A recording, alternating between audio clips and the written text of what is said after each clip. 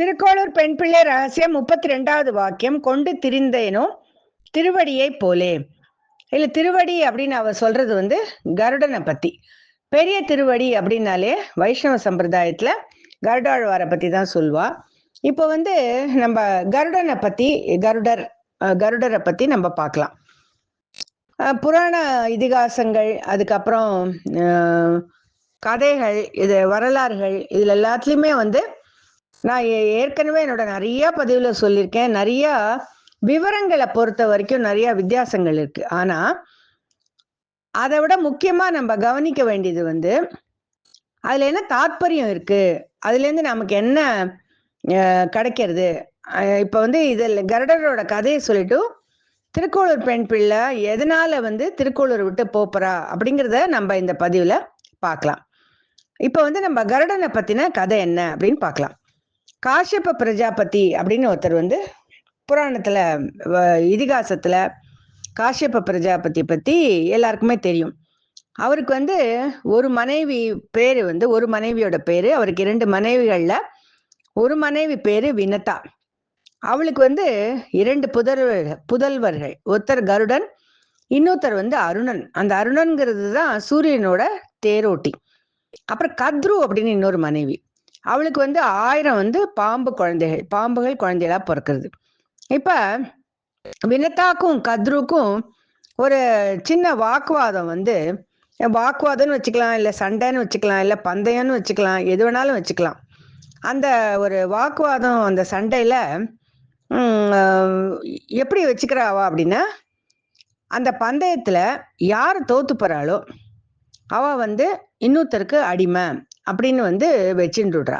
அப்ப இதுல வந்து கத்ரு வினதா அவ 2 பேரும் இந்த பந்தயத்துல ஈடுபடும் போது வினதா வந்து தோத்து போயிடுறா. இப்ப வந்து வினதா வந்து கத்ருக்கு அடிமை. இப்ப அடிமை அப்படின்னதுக்கு அப்புறம் என்ன அப்படின்னா, அவ என்ன சொல்றாளோ அது மாதிரிதான் அவ நடக்கணும் இல்லையா? அதனால வினதா வந்து கருடன் பிறக்கிற வரைக்கும் வெயிட் பண்ணிட்டு இருக்கா. கருடன் பிறந்த உடனே அவரோட அம்மாவுக்கு நடந்ததை வந்து கேள்விப்பட்டுட்டு எப்படி அவ அம்மாவை இந்த அடிமைத்தனத்திலேருந்து வெளியில கொண்டு வருது அப்படின்னு சொல்லிட்டு கத்ருவோட வீட்டுக்கு போயிட்டு கத்ரு அவ புதல்வர்கள் எல்லாரோடையும் பேசுவார். இந்த மாதிரி எங்க அம்மாவை இந்த அடிமைத்தனத்திலேருந்து விடுபட வைக்கணும் அப்படின்னா நான் என்ன பண்ணணும் அப்படின்னோடனே கத்ருவோட குடும்பம் வந்து தேவலோகத்துல இருக்கிற அமிர்தத்தை கொண்டு கொடுத்தா உங்க அம்மாவை இந்த அடிமைத்தனத்திலேருந்து விடுபட வச்சுடலாம் அப்படின்னு சொல்லுவா. உடனே கருடர் வந்து தேவலோகத்துக்கு போய் தேவர்களோடலாம் சண்டை போட்டு அந்த அமிர்த கலசத்தை எடுத்துட்டு வந்து நேர கத்ருட்ட சமர்ப்பிச்சுட்டு அவ அம்மாவை அந்த அடிமைத்தனத்திலேருந்து விடுபட வைக்கிறதுக்கு முயற்சிக்கிறார். அதுக்குள்ளேயும் இந்திரன், தேவேந்திரன், தேவர்களுக்கெல்லாம் தலைவன், அவன் வந்து விஷ்ணு கிட்ட இந்த மாதிரி கருடன் வந்து இந்த அமிர்த கலசத்தை எடுத்துன்னு போன விஷயத்தையும் சொல்லி, இந்த பாம்புகள்லாம் இந்த அமிர்த கலசத்துலேருந்து அமிர்தத்தை குடிச்சுது அப்படின்னா இந்த பாம்புகள்லாம் அமரத்துவத்தை அடைஞ்சிடும் இல்லையா? அதனால விஷ்ணுவோட உதவி வேணும் அப்படின்னு சொல்லி இந்திரன் வந்து விஷ்ணு கிட்ட கேட்கிறார்.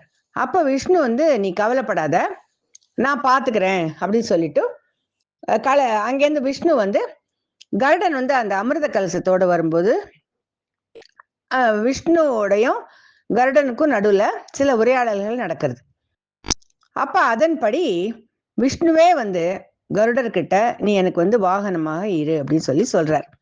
அப்புறமா கருடன் என்ன சொல்றான் அப்படின்னா, கொஞ்சம் இருங்கோ, நான் போயிட்டு இந்த அமிர்த கலசத்தை பாம்புகளுக்கு கொடுத்துட்டு கத்ருக்கு கொடுத்துட்டு நான் திரும்பி வந்த உடனே உங்களுக்கு வாகனமா நான் ஆயிடுறேன் அப்படின்னு சொன்ன உடனே விஷ்ணு வந்து கருடனுக்கு என்ன சொல்வார் அப்படின்னா, இங்க பாரு, நீ வந்து பாம்புகளுக்கு வந்து நீ கொண்டு கொடுக்குற அப்படின்னு சொல்ற, இதோட விளைவு என்ன அப்படின்னு சொல்லிட்டு அவர் அதை சொல்லிட்டு நீ ஒரு காரியம் பண்ணு, அதை அங்க கொண்டு போய் வச்சுட்டு எல்லார்ட்டையும் வந்து